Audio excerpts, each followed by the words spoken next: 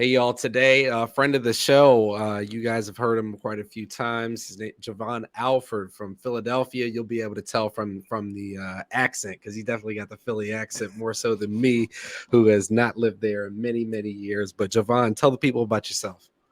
Hey man, glad to be back on the pod. I think the last time I was on, the Eagles were still undefeated.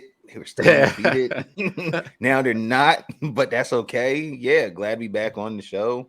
Over at doing some stuff at Sport News, but you guys can check me out totalsportslive.com. Got a great group of guys over there putting out some quality content, and also Total Sports Live podcast. Still do that. We just wrapped up the fantasy season, so we're done through all the fantasy season, which was very interesting throughout the year. So glad to get that over with. And now we're moving and doing some more regular stuff podcast. So Total Sports Live podcast as well. Unprecedented end to the fantasy season.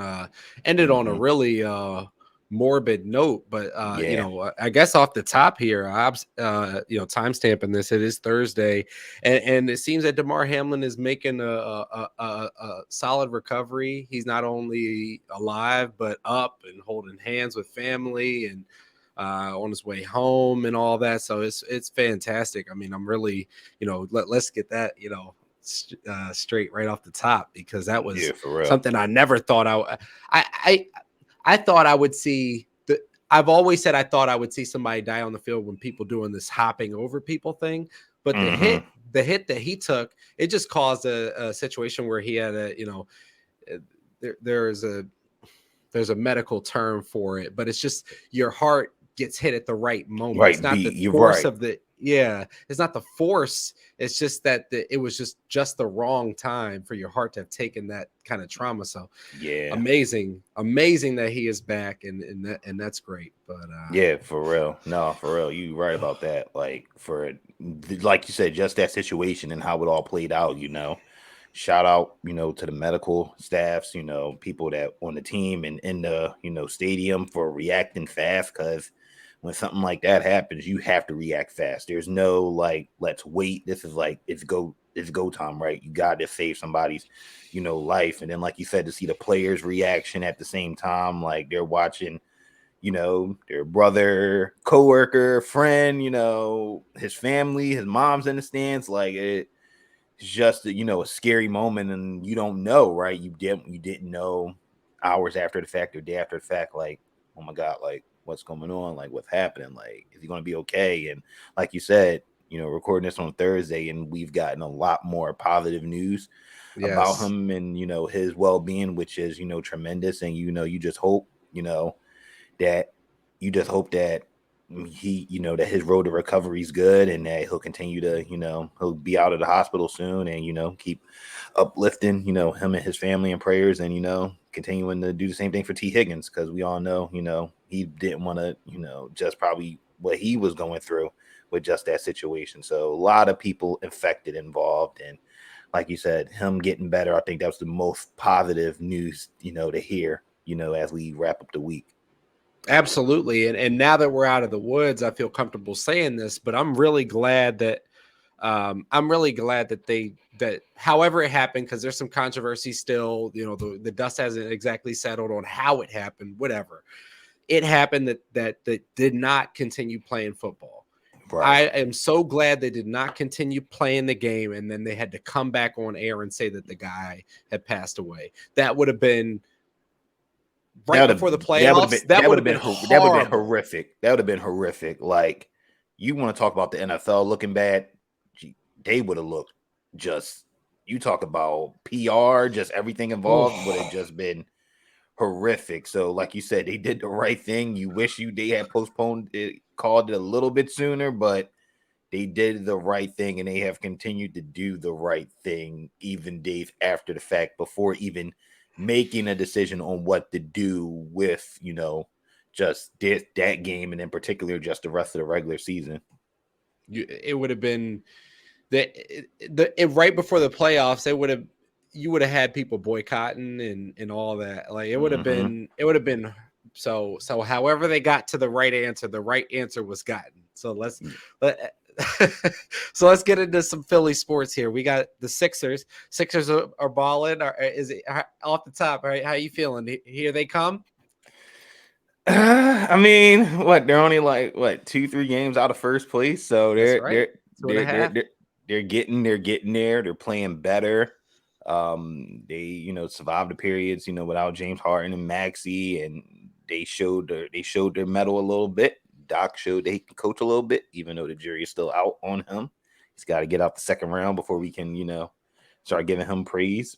But That's they're right. doing well. They're handling business against the teams that they need to handle at this part of the season. I think that's the positive that you can take away from them so far. They keep rolling with they now Maxey is back. They got the 3-guard lineup going. Is that what we should expect as kind of like the starting unit? The when the chips are down, that's what they're going to play with. I mean, it's not a bad idea because you look at the 3-guard lineup. Melton, Hart, Melton. and Melton, Hart, and Maxey. That's Yeah. a very formidable trio of guards. You talking about Maxey, a guy that can take you off the dribble with his speed, but can also, shoot it from beyond the arc when he's back in the rhythm. And we saw he looked a little rusty when he came back, but now he's starting to pick up back where he left off at. And Harden is a guy that can give you a triple double any night, right? He doesn't have to be the scorer when you have a guy That's like right. Maxey. He could be the facilitator. And then you got a guy like D'Anthony Melton, who, I still don't understand how they got him for what they did from the Grizzlies. But he's been a good addition, for them. That 3-and-D like type of guard that can defend, multiple positions in the backcourt, has been shooting the ball really well from 3, which is a good thing. And he's just filled in nicely, especially when remember when he didn't have Harden or Maxey. It was literally, It was just Melton Melton. and Milton, Tobias. yeah, Melton and Tobias holding it down. So you got to give them credit. The 3-guard lineup, we don't really see that often. I think, when I hear 3-guard lineup, I think of like Villanova with Jay Wright. We had the 3-guard lineup, so we don't see it often. But for this team, they need it just because you don't really get nothing out of PJ Tucker. No disrespect, but you don't really get a lot out of Tucker. So why not replace him with some? Offensively. Offensively, you don't get nothing from Tucker. But that being said, if you're not getting nothing offensively, why not keep running D'Anthony Melton out there? And so where are we going to get our scoring punch from the second unit? Where do you think Thibault's going to need to step up? What are we going to do there if we do go with that? That's the tough part, right? I think in that case, your 6th man is likely George Niang, who when he's on, he's on. When he's off, he's off. But he's going to try, right? He's going to care. So I think if Niang continues to shoot the ball well, I think that'll be good. Like you said, Thibault, hopefully he gets more minutes because I think they have what they wanted in PJ Tucker defensively. I think they have in Matisse Thibault, right? I think they're like the same player defensively. And Thibault, to his credit, we've seen him start to take a little bit of strides in his offensive game where he's actually shooting threes now from the corner. That's right. Which is great.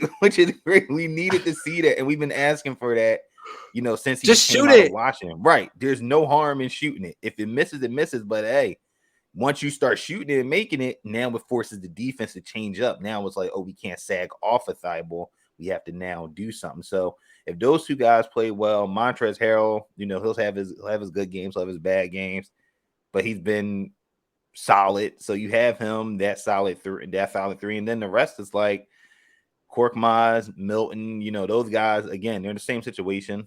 Like Thibault, like Niang, when they're on, they're on. When they're off, they're off. But they got to get the minutes and time to do so. So I think with the bench is more of a collection because that's where we see when this team does lose is usually when the bench is just getting outscored by another team's bench. It's going to be a trade deadline move. I think they absolutely should not. They absolutely should not move Toby, and if necessary, move Toby to the bench as your. That's kind of disrespectful, but at the same time, let him really get the emphasis on his minutes in that second unit, so he can. Because early in the year, that's basically what he was doing. He was running with those guys. Yeah, So, or at the trade deadline, pick up somebody from a loser who could fill it up in small minutes. We all love to watch Shake Milton cook, but yes, we it's do. really hit or miss. I'm a proprietary owner of Shake Season. I'm just telling you, Shake Season. When it's on, is on. When It's he's off, he's beautiful. off. I remember. Funny story. I remember watching, him go through like the pre-draft workouts that year with him. Who was it? Him. I think that was Landry Shamet too. Shamet Oh was at the wow. pre-draft workout, and it was DeAnthony Melton there too. Oh So to see it wow. all come like full circle where now Melton's on the Sixers, it's incredible. But like you said, Shake, when he's on, he's on, he's off. But man, those couple of weeks he had in November Whew. where he was, almost having triple doubles and putting up 20, 25 points. It was like, okay, they actually got players. It's just the coach. Will he use them? What's up with B-ball Paul? That he's a favorite in this city and fan favorite. So what's going on with B-ball Paul this year? I don't see him filling it up. I know that's disappointing. He's not out the mud right now, and I don't like that. But that goes back to Doc not really playing young guys so much, and I think we kind of saw that rear its ugly head with them, letting go of Charles Bassey and Isaiah Joe. Kind of just like, all right, the veterans, we added some veteran guys. Can't really use you guys, even though you could, but that's a whole nother show for a whole nother day. I'll get on my Bassey soapbox, but no, B-ball Paul, he's a guy that I think what he showed, I think he's shown you that when he gets minutes, he'll give you that energy, right? Offensively, it's Mm-hmm. not perfect, right? But No, defensively, he brings the energy. I mean, the that effort. game, yeah, Yes. the effort.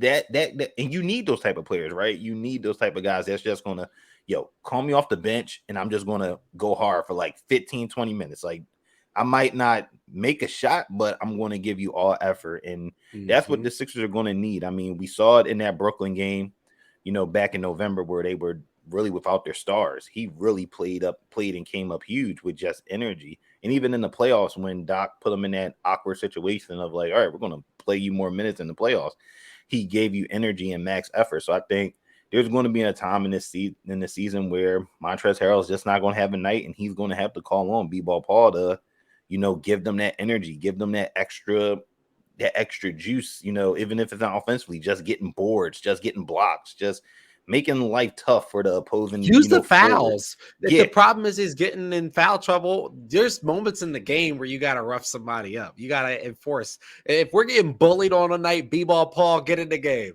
right.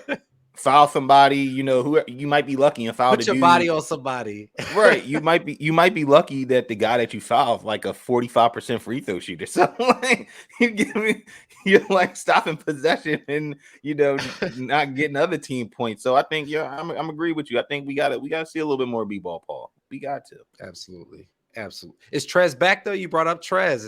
Trez was looking good against the Pacers.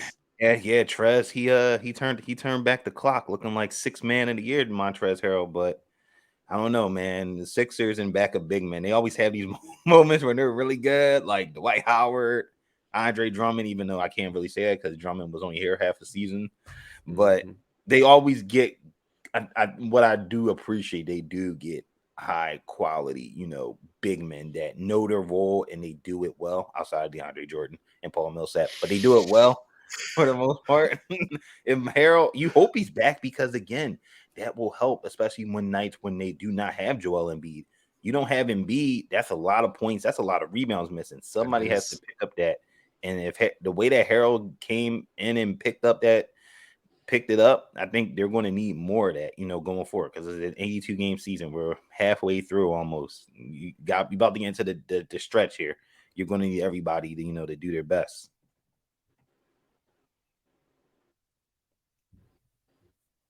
Absolutely. So to the NFL, Carson Wentz.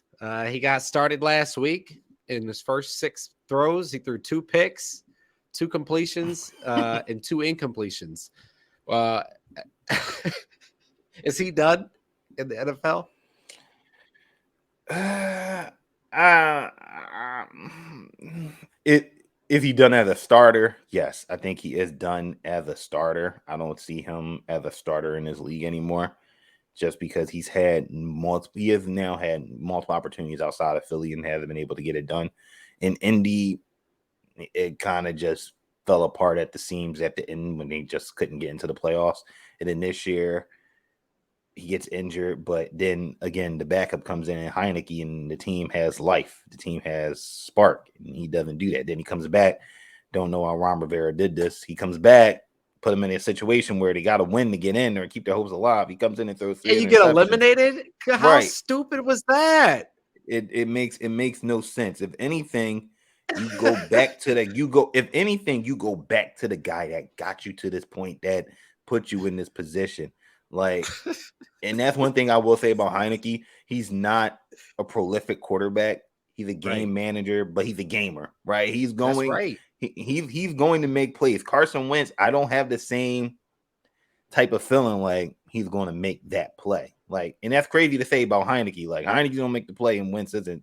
So I think Wentz next stop, obviously Washington will likely move on from him with Sam Howell, the rookie, getting to start this week, and Heineke kind of being the backup, and Wentz being probably QB3 inactive. He's going to have to go somewhere and be a backup. And he could. There's going to be opportunities and spots where he can be a backup. But the question for 1 year, I'm gonna say for 1 year, they might get him up out of the league because he's got the turnover gene, right? He's not just a bad quarterback at this point. I think Carson Wentz is legitimately a bad quarterback. He's not just throwing incompletions, taking stupid sacks. He's throwing you out of games, right? Yeah. Like, so you don't want to have like some young quarterback who you're going along the season. You got a CJ Stroud, somebody like that. And then you got to thrust in Carson, in mop up duty or something like that. And Carson go throw 2 picks in mop up duty. You got to bring your starter back in the game. I'm thinking he gets one more shot. Period. My opinion, Carson gets one more shot in this league. And it's crazy to say that. But it's done. It is, because he was the number 2 overall pick, and everybody, went crazy over him in his pre-draft workout process. And, he had the MVP year with the Eagles. But outside of that year, it's kind of been the same. It's kind of been the same quarterback. Now, could you point to the injuries and the injuries, backs, things of that nature? Yes, you could. And could that psychologically have done something to him? Yeah, it could. But at the same time, I seen a guy in Jared Goff who was drafted before him kind of figure it out and kind of rise above his situation, because everybody thought he was done right after he got traded out of LA. Like, man, this guy ain't doing nothing no more. Like, he ain't doing anything. Okay, he comes back first year in Detroit, not bad this year. Weapons, you give him weapons, give him playmakers, he's making plays. Wentz, we can't make the excuse that he doesn't have playmakers, because he does, right? Washington got playmakers all over the place. It's crazy. And that's the problem, right? We saw Heineke make plays with those playmakers, and Wentz couldn't. And I think we kind of saw it a little bit when they played the Eagles that first time around. He just looked absolutely cooked in that backfield. And yeah, he probably only gets one more chance. If I'm him, I'm maybe exploring, it's hard to say where you could go next. If I'm him, maybe you look at Arizona, because Kyler's coming back from the ACL. Kyler, because you might have to start a few. But shoot, Arizona might say we could re-sign Colt McCoy and do it all over again. So I mean, it's really going to be up Seattle. But you got to think Seattle keeps Geno, right? But what you do with backup Geno? But what do you do with Drew Lock though? That's what I'm saying. Like, that's what I'm saying. Like, so Carson's got competition for backup jobs. That's what I'm saying. He's in trouble. Because you're not going to get a lot of. He's not going to. Washington had a lot of, like, they have reasons. They thrust him back in there for a reason. They were like, you know what? We've invested all this in you. The next team that he gets to. There you go. Isn't going to have anything invested. Maybe $3-4 million, because that's the going rate for a free agent quarterback. Right. But Carson Wentz ain't going to have, they're not going to have all this money and draft picks. No. His next stop, he's about to get flat out cut by Washington. Oh, yeah. He's going to get cut, and he's going to be, a guy you're going to look at him as a guy of what could have been, right? What could have been. Because if they couldn't trade Baker, Right. If Cleveland couldn't trade Baker this last year, how the hell are you going to trade Carson Wentz now, who everybody knows is a jalopy? That's crazy, and you hope that Wentz, wherever he goes next, he kind of figures it out, like kind of how Baker has kind of figured it out a little bit with the Rams, even though it's a messed up situation just with everybody being hurt. But he's making good out what is a bad situation with not a lot of weapons, and he's retooling his game. So you hope he can go somewhere where he can retool his game and just kind of refigure himself out, because right now he's a lost cause right now at quarterback. It's sad because, in full disclosure, I was like Ike Reese and a lot of people. I was one of those let the Bronco buck kind of guy. But the thing is like, I think me and Ike and a lot of us, everybody other than Carson, realizes that he's not the Bronco. We were mistaken, including Carson. You're not that guy, my man. You're a serviceable, average to above average. You could be like good Alex Smith with a bigger arm, but you're not going to be the guy. You're not Andy MVP Dalton. Carson. He could be Andy Dalton. Just accept your role, make the throws, hit the reads you don't have to reel it back extra, just put some extra zip on the ball to show us you can complete a 4-yard out to Antonio Gibson. I'm sorry. Right. And that was the difference, right? When Heineke came in, the offense just was running smoother. And again, Heineke's coming in with the mentality of just make the play, right? Get the ball to open receiver. Let's keep the chains moving. Lean on the run game. Boom. Wentz, they haven't been able to do that. So, yeah, it'll be interesting to see where he goes next, because, like you said, he's on his last right now in the NFL. It's tough to say that, but it's a fact. And I did not wish, even as like the former Eagles quarterback, I didn't go out of this like I hope he's out of the league in 2 years. This isn't heart talk. Right. This is my eyes telling me that he stinks. He's a bad quarterback. Like right now, that is what the 32 owners of these franchises and the 32 head coaches will be looking at. Ain't nobody starting him next year. He's going to be fighting for his backup spot. And if he comes in and has this stinker that I talked about a few minutes ago, y'all might want to clip that, because that might be what really happens. He gets thrust in behind Geno, behind Kyler, those 2-3 picks. He's done. So let's get to the Eagles. AJ Brown says he's pissed off. As was I. I was at the stadium against the Saints game. I know.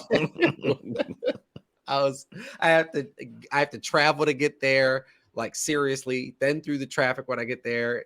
It was not great. Let's just say that. Do you think that, he says that he's bringing an extra passion this week and he's getting the other wide receivers to do that. Do you think that I believe him? Do you think, if you believe him, do you think that will last into the playoffs, or do you think this is a 1 week kind of thing and then they'll kind of get back complacent? Nah, I think this is one of those things where they probably feel embarrassed about how they lost last week. Like, obviously, they lost to the Cowboys. You're not really embarrassed because it's like the backups in. We played our hardest. We dropped, 34 points, lost by 6. It happens, right? You lose by 10 to a New Orleans Saints team that had nothing to play for, and your offense looks stagnant. Yeah, you're going to take it personal, right? So I think he's going to take it personal just because everybody was probably looking at him sideways when that interception was thrown, and it didn't. And people were, saying he didn't run. He didn't run the route hard enough, and he didn't, do X, Y, and Z. So yeah, I believe him. I think he's going to come out with a passion, because hey, you got to win this week. You got to get that home field advantage, because if you don't, you're going to make that trip down to Tampa for the second year in a row. And we all know what happened last year. I don't like that. I don't know if it won't be the same result, but the same who ends up on the top of the box score. If they have to go down to Tampa, that's real trouble. Completely just bad trouble that you just don't want. I don't care that the Bucs haven't been playing well. It's still Brady in the playoffs at the end of the day. I get it. That's number 12. It's number 12. Don't count him out. Don't count them out. So if I believe them. This team has to get that number 1 seed. They have to go out with a purpose. on Sunday, dominate in the trenches, because they didn't do that last week. They got kind of punked in the trenches a little bit. Go out there, win your matchups, get a lead by halftime, so you can pull everybody in the midway of the third quarter and get rested up for, the playoff run. Let's fast forward. Let's say the Eagles do that, and the Cowboys have to go to Tampa. How do you think they match up? What do you think of that potential matchup? That's a good matchup, because didn't they played earlier in the season, right? I think they played The week first one. week Yeah, they one, played. yeah. I'm trying to think who won that game. I think it was Tampa. Tampa, right? They Tampa. they basically shut them out. I think it was like 17-3. Yeah, it was not a pretty game at all. No. If I had to, honestly, I could see Tampa. Not Tampa. Excuse me. I could see the Cowboys winning that game. And I don't think Tom can keep up in terms of points if it is that matchup. I agree with you. Even though they have the weapons, right? We finally saw Mike Evans remember who he was, and Tom Brady remember who Mike Evans was in a must-win situation. So maybe that's a good thing. But at the same time, I don't know if the Buccaneers defense can kind of match this Cowboys offense, which is explosive, right? When Dak isn't throwing interceptions, they got pieces all across the board. So we're talking about the Giants game. You try to get a quick lead and get your guys out. Do you think that the Giants will make that easier by not playing their starters? What do you think of that? Because everybody's speculating about it, and we might show up on Sunday. Even the Giants might say something and show up on Sunday, play Daniel Jones all 4 quarters, have the Eagles having game plan to try to get another walkover. What do you think actually happens? I think that Dayball will probably play his starters a little bit. I think they're probably going to play most of the first quarter and see how it goes. If he approves of how they play, then I think he starts pulling guys out, because if you're the Giants, you don't have to win this game. If anything, your job is to get out of this game healthy as possible, because you have a game that following week where you have to go on the road and potentially face who's number 3? What, San Francisco or Minnesota potentially? That isn't settled yet, because it could Right. So I'm saying that's right. Yeah. So you potentially will see Minnesota or San Fran. Next week. You gotta play the long game here, which is let's get everybody healthy, because you can't afford Daniel Jones to get hurt. And you really can't afford Saquon Barkley to get hurt, because you are really struggling at wide receiver right now, with Wan'Dale Robinson being out for the year. Slayton has been good. Isaiah Hodgins has shown up lately. But, yeah, you can't afford for nobody to get hurt. You have to everybody get your reps in if they are playing. If you're starting playing, get your reps in. You got to treat it like a preseason game. Get your reps in. Get out. Let's get prepared for the next week. Daniel Jones is the most at risk, because even in the 2-game losing streak, they are still getting after the quarterback. Mm-hmm. They are harassing these quarterbacks. And Daniel Jones, yeah, he's mobile, but so is Dak Prescott. So is Taysom Hill. I couldn't believe, I hate to bring this up again on back-to-back episodes, but I could not believe the defense that was being played when Taysom Hill was being brought in the game. I mean, did that stick out to you, like that they were playing Taysom Hill like he was a real quarterback? Yeah, it was a little bit concerning, because you knew Taysom Hill wasn't coming into the game to throw the football at all. Like, his objective wasn't throw. They literally put him in the game and said, we're going to run the football with you, and we're going to try to test that defense, see if you can stop him. And they didn't. He was able to pick up some gains, and that was the most disheartening thing about it, right? It wasn't like Alvin Kamara was picking up those yards, which would have been cool, right? You're like, Alvin Kamara, star running back. No, we're talking about Taysom Hill, gadget quarterback, aka fantasy tight end, whichever way you want to, label him, the greatest, gadget player quarterback, even though black quarterbacks have done the same thing he's done. But, thank you. they like you said, the defense in general, they really struggled early on. If they weren't getting pressured, Andy Dalton was dicing them up in the air, and Taysom Hill was just punching them in the mouth on the ground. It was very frustrating. Something else that's frustrating to me. what do you think about the usage of Zach Pascal and Quez Watkins? Do you think that Quez Watkins is being put, like a lot of people are getting on Quez Watkins because of the pick that, or not the pick, yeah, the picks. They're saying that he didn't run the route hard enough on in the Cowboys game, or the ball getting punched out from him. My opinion is that I think that he's being misused. I think that those routes are Zach Pascal routes. Mm-hmm.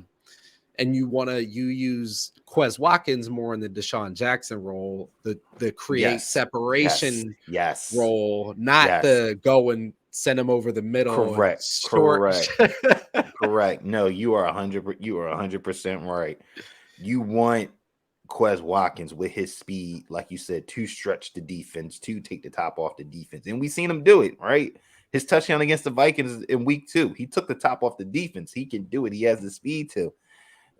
What you can't do is try to make him into a slot wide receiver. That's not his game, right? Like you said, that's a Zach Pascal, type of thing where I just want you to run the short routes, go over the middle, do the little things. I don't want Quez Watkins. AJ and Devontae can run the slot. Right, exactly. Dominate in the slot. You see what CeeDee Lamb was doing?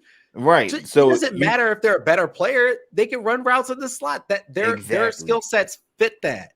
Exactly. So when you have guys like that who are interchangeable, it should lend you to put Quez Watkins more on the outside because he has, 4.3 type speed, which, all he needs is a step. He gets a step on you, he's gone. So I think like you said, he's definitely being misused. And even if you look at his stats this season, right, his, catch percentage is actually pretty solid, 66%. Last season was 69%. His yards are down, which is a little bit surprising to me this year. He had 647 last year, but only 340. That's obviously with the addition of AJ Brown, takes a little bit from there. But he has 3 touchdowns. And the touchdowns that he scored, big play against the Vikings, the game against the Colts, he ran a good route inside the red zone. And then the game against the Packers, another, great play inside the red zone. So I think the Eagles, like you said, he's not a guy that you're going to use middle of the field, in between the hashes.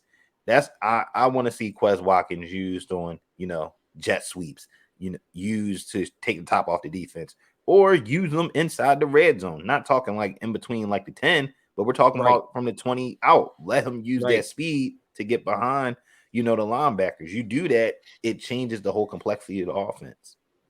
Absolutely. And I think Zach Pascal's not getting the opportunities. I mean, he's not big enough to play tight end on every down, but you can bring him in, have him on the field in the huddle, force the other team to play dime or a smaller package with more DBs on the field, and then have him line up tight and run, have him cross him with Dallas Goedert. There's so many different things you can do.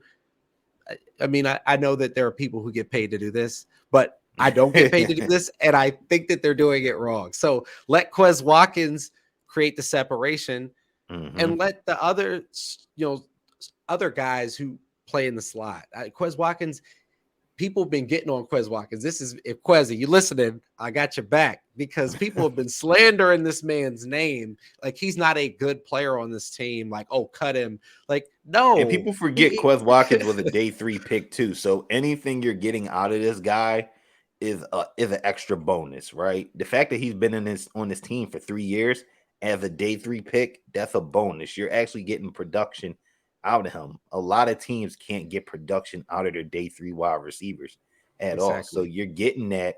Like you said, you can't cut him, because who you gonna replace him with? That type of speed does not come. Oh, please. Devin Allen. These people on social media, I'm sure just are ridiculous. Like, the things that you'll see in the mentions and the comments. You can't replace you if you want to cut Quez Watkins, cool. But let me tell you one thing: you can't replace that speed. No, that speed will easily get picked up immediately by a contending team, and then he starts, going off another team. It's like, oh man, I wish we had Quez Watkins on the team. Well, remember when you were calling for him to be cut, right? Because he had one fumble, right? One fumble, or he didn't fight for a ball and an interception. Yeah. No. So let's pick some of these. Pick some of these games. It's an amazing week, NFL finale. We got the AFC South title game. It's the Titans at the Jags, who are 6.5-point favorites. That'll be on Saturday at 8. So be ready for that, y'all. But Jovan, who you got on that one? That's a huge spread. I know that the Titans have been struggling. What, they lost like 6 straight. Doug Peterson has his Jaguars team playing outstanding football over the last month of the season, but that's Doug in December, right? And his teams, they figure it out and get it done. However, I think 6.5 points is a little bit too much, in specific for Jaguars team who has played well. However, this is going to be the first time Trevor Lawrence and a lot of those guys are in a playoff type situation. That's right. And I get it. Tennessee, they're rolling out Josh Dobbs for a second straight, week, and Josh Dobbs isn't Ryan Tannehill. But let me tell you one thing: Josh Dobbs had that offense moving. That was without Derrick Henry last week. He had them moving. The wide receivers actually looked like they were making plays with Josh Dobbs. They weren't making plays with Ryan Tannehill, but they were making plays with Josh or Malik Dobbs. Willis. My goodness. Yeah. Malik still has some time to go, but I still got hope for the kid. Still got hope for him. Me too. He has all the tools, all of them. Yes, but he has to be in the offense that predicates to that. But Titans offense isn't built like that. It's Derrick Henry or bust. So that being said, Derrick Henry is back. Jags smacked the Titans earlier this year, 36-22. I don't think that happens this week. I think the Titans keep it close. 6.5 is just a little bit too much for me. So I like the Titans plus 6.5. Yeah, I think this game screams to me. This goes to overtime, like you said. It's close game. I can see that. 24-27. Titan Jags do win it, but the Titans play way closer, and it'll be a great way to end your Saturday night if you like football. I agree. I think it's going to be a very good game. We rarely get division championship type matchups to end the season, so I think we're going to be in store for a good one. Absolutely. Bill Belichick's Patriots have a chance to, even after all the weirdness, the 3 quarterback situation, all of it, just the stupid throwback from N'Keal Harry, to make the playoffs. If they can beat the Bills who were caught up in that weird situation, they've got the 7-point spread. They're at home, so you get the 3 at home, but then they got another 4. They got the 7. So what are you thinking about that? You think the Patriots are able to win this one on Sunday at 1? Ooh, that's a good question. I don't know, just because Buffalo, they're trying to stay ahead in that, in that playoff seeding. I think they have the number 1 seed right now still because of the tiebreaker over Kansas City. But with, reports of owners, meeting on Friday to discuss, playoff seeding in the AFC, this game means something for Buffalo as well. So I don't know. New England, you don't know what type of New England team you're going to get. Like you said, they can beat up on the Patriots. They can be close with, the Bengals a couple weeks ago, but then they can look completely horrendous, other times of the season. So I'm going to leave -7 with Buffalo. I think this team is going to, especially after everything that's happened this week, I think they're going to come out with a purpose and, try to put their best performance, out on the field. Absolutely. I agree. And it's kind of like a bye. I mean, that whole weird situation, horrendous, and glad that Damar Hamlin as well. But I mean, they only played a half a quarter of football, so they're going to be really fresh, and their bodies, they're going to be ready. And they have something to play for. And the Bills are. I think the Bills, if the Eagles make it to the Super Bowl, I'll just interrupt our picks really quick to get to that. I think if the Eagles make it to the Super Bowl, they're going to be playing Buffalo. What about you? Yeah, I could see it. I could see it. Kansas City, I like them, but they've shown some little, damage in their arm a little bit, especially defensively and offensively. I'm not sure who steps up outside of Travis Kelce as a wide receiver, which kind of disturbs me. Like you said, it could be the Bills, but again, that Bengals team, there's something to be reckoned with. That team has played well in the second half, and that's a team I don't want to see in the playoffs. Like, I don't want to see that team in that playoff, because for the first year when they was in the playoffs last year, they went through all the different trials and tests that you could go The through. Bengals would beat us. We would play the Bills and we would beat the Bills. If Jonathan Gannon's defense would be Swiss cheese against Joe Burrow. Oh That yeah, Joe man Burrow is was too like super nice. efficient, right? He would just be like, "Oh, Jonathan Gannon's throwing zone. Bing, bing, Oh, bing, okay. bing, bing, T. bing. Higgins, here you go. Tyler Boyd, here you go. Jamar Oh, Chase, Gannon, you're gonna give me 8 yards on every play? Thanks. right? Here you go. Thanks. He hurt over the middle. Oh, okay. Mixon running the ball. Yeah. No, I completely agree with you. I completely agree. I completely agree It'd with be a you. nightmare. We might get cooked by the Bengals, even. Oh yeah, because Unfortunately. and it would be their second year straight year in the Super Bowl, so they already know what to expect. This is nothing. I hope it's not the Bengals. I hope. I'm just being honest, y'all. I'm just being honest. I'm not trying to be a pessimist. I'm not a Negadelphian. I'm very not. If y'all listened to the show before, I'm not Negadelphian, but Gann still went back into the suspect camp for me. So yes. Ravens at the Steelers. Ravens at the Bengals. We were just talking about the Bengals. 7-point favorites against the Ravens. What do you think about that one? That's on Sunday at 1. Cincy won the North based off of what happened. What happened on Monday. I think the NFL, as we're recording this, officially declared the game a no contest for that matchup. So for Baltimore, the last time these two teams played, it was actually a very good game on Sunday night. Baltimore won by 2. It was a very good game, but that was with Lamar Jackson, right? Lamar doesn't seem like Lamar is going to play. Mm-hmm. Tyler Huntley's banged up as well. I don't know if we're going to see Anthony Brown under center, which I don't think a lot of us expected, going into this week. But it's tough because this Ravens team defensively is so good. Really good. Roquan Smith has just added a different level to that. But offensively, they have nothing at wide receiver. So if I had to choose, I would probably go Cincinnati. I'd probably go Cincinnati -7. Now, that probably will change depending on if Huntley plays or not. But if we go with the expect that Huntley's hurt and they might not want to play him, then I probably would go with Cincinnati because, again, Ravens in the same spot. They're going to have to play the following week in the playoffs. So this is let's try to get healthy, but then they're also playing for playoff seeding because they could move as get high the 1 as the seed. 5. They get high if they can stay at the 5 seed or go back to the 6. So the Bengals could go to the 1 seed too. Yeah, it's still not the question, and I think we won't be recording no more, but we'll find out what the owners come up with on Friday on this playoff seating, because that, again, if they come up with something with this seating where we're talking about winning percentage or anything like that, it changes the whole entire that's probably where we're going. As with timestamp, that I would guess that it's going to be winning percentage, which then that changes the whole the whole thing, and it makes now the Cincinnati game just that much more important for them. Browns and Steelers. The Browns are I guess starting to play a little better. The bad management over there, of course, but then you got the Steelers. They're in Pittsburgh. Tomlin has an opportunity to continue the streak. I think it would be 16 straight years without a under 500 record. What do you think of the Steelers? Are 2.5-point favorites on Sunday at 1. Man, 2.5 points. Ooh, that's tight. But I think this is going to be one of those. It's going to be one of those close games.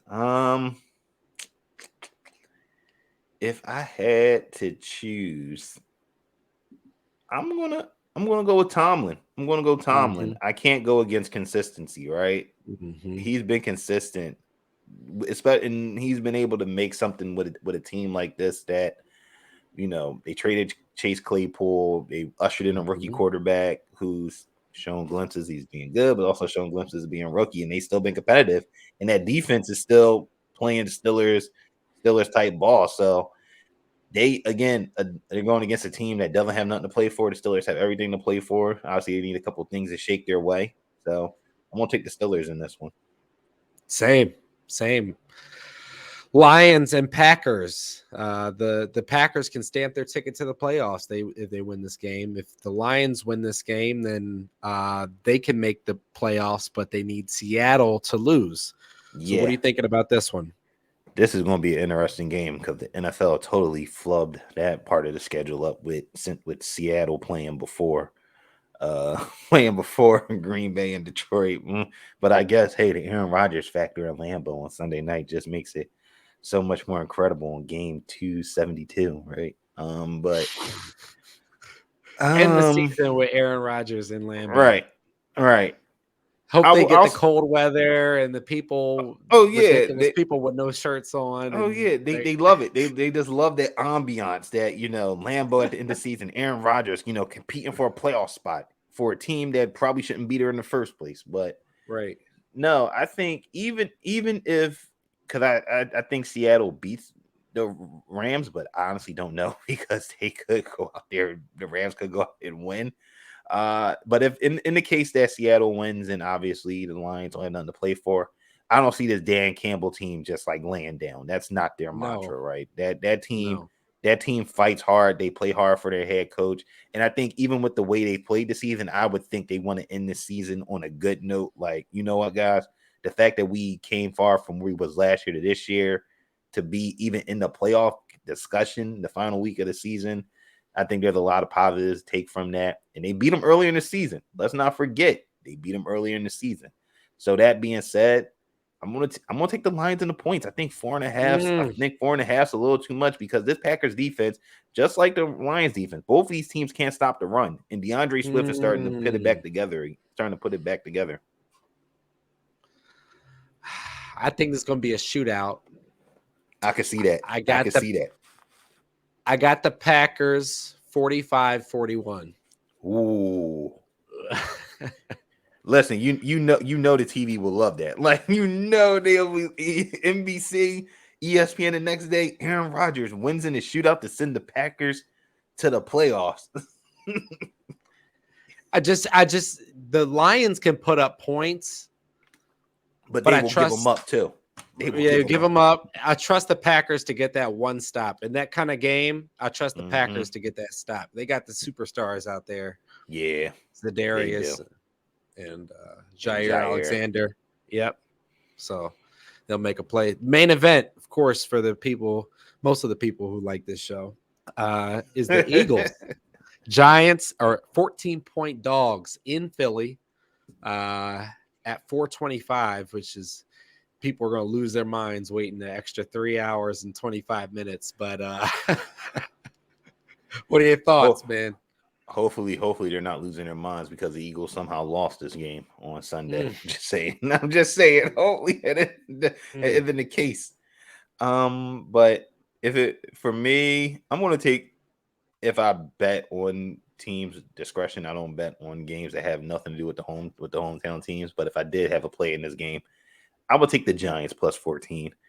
Again, I think they're going to use this partly as a dress rehearsal, but also this Eagles team, when they have been favored by double digits this season, they haven't fared well. I think they're 1-2 against the spread when they're, double-digit dogs. They're not very good. And I think that they're going to send a message, obviously, but I think they're also going to be like, let's get everybody in and out and make sure they're healthy. So I think they win this game by at least 10 points. They win it by 10, but you're taking the Giants plus 14. Okay. Plus 14. Yep. Taking the Giants plus 14. That's just a little bit too much points, man. 14 points in the NFL. That's a lot. I mean, we saw the Chiefs be double-digit dogs, and they haven't been able to get it done. Cowboys were double-digit, favorites against the Texans, and they couldn't do it. So 14 points in the NFL game is just a lot. That's just a lot of points. A division rival with some hatred. I think, they're saying now that they're going to logic would tell you that they're going to get their guys in and out of there. But right. I don't know. I think their management is still salty about that time we kept them out of Dougie P kept them out of the playoffs with that pulling Jalen. Oh yeah, I do remember that. Oh yeah. Commanders. Yeah, I remember that. I totally forgot about that. And they just Dougie P pissed them off. The Eagles just blew them out a couple weeks ago. So you definitely know they trying to get get back. That's right. So they don't want it to happen twice. Then next year No. when they got to play us either time, they'll be like the Eagles swept them and they beat them a combined 76 to 40. Right. Nobody wants that. It doesn't even No. matter. We all know last year in the second game that we played our backups against the Cowboys, and it still Mhm. annoys us to see highlights of that game. You don't Yeah, care if and it's the still backups, just the and team still and wearing your still and color still and still get cooked. Cowboys fans still and the Cowboys fans still bring it up. Like, remember when Dak Prescott threw for 4 touchdowns and Ezekiel Elliott went off? I'm like, yeah, man. Did you see who was playing on the other side for the Eagles? It was like Tyree Jackson, Gardner Minshew playing Practice for most of the game. squad. Practice squad was in the game, man. Travion Hester, Marvin Wilson was in the game. What do you expect? Right. Mike McCarthy, and it was so poetic when they Zach lost. McPherson. Yeah, Zach McPherson was a good special teams player, by the way, this season. But Mike McCarthy, and even the Cowboys even do it this year. It's so poetic. They blew out teams last year, and then they get smoked in the playoffs in the first round. So, I mean, and they do it this year. They blow out teams. I'm just like, all right, keep that same energy when you get in the playoffs. It's going to happen again. It's okay. It's all they're having their moment. Woohoo! And it's going to be the same old story. Same old story. Jovan, what are you working on over the next few days we can look forward to leading up to the playoffs? Pretty much not a lot. I mean, sport news, we got some betting previews going on right now. TSL, not a lot. We'll probably get revamping back next week on with the podcast, doing some playoff preview pods, next week, looking at whatever matchups we do have in store. I think we have a XFL season preview coming out on the website, coming out soon by Harrison Brown, looking at the XFL, which starts next month. Can't wait for that. So yeah, got a lot of cool, fun stuff on the horizon on totalsportslive.com and on the podcast, because we'll be doing draft interviews as well too coming up. So a lot of good stuff coming up in store. Absolutely. Well, I'll be looking out for that. You can follow me at POLITIDOPE, and also the shows is Mention Pod. Don't just listen to if you enjoyed it. If you give Jovan a follow, go and subscribe, go and share this episode. Tell people, I found something insightful, or this made me laugh. That's how these things grow. But thank you so much for listening. See you soon, Jovan. All right, have a good one.